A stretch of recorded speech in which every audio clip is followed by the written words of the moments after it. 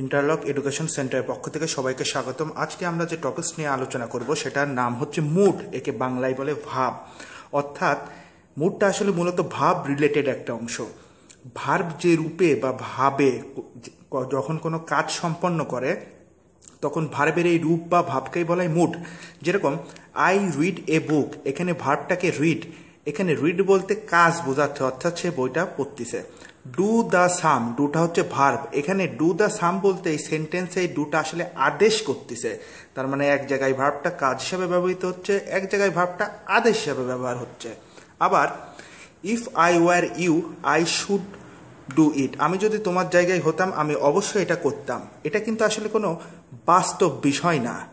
যেরকম ও একটা কি বাস্তব, যদি আমি ওখানে থাকতাম আসলে কি তাই করতাম?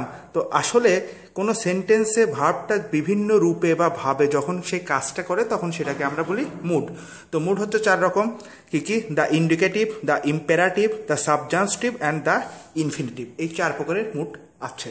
ধন্যবাদ সবাইকে।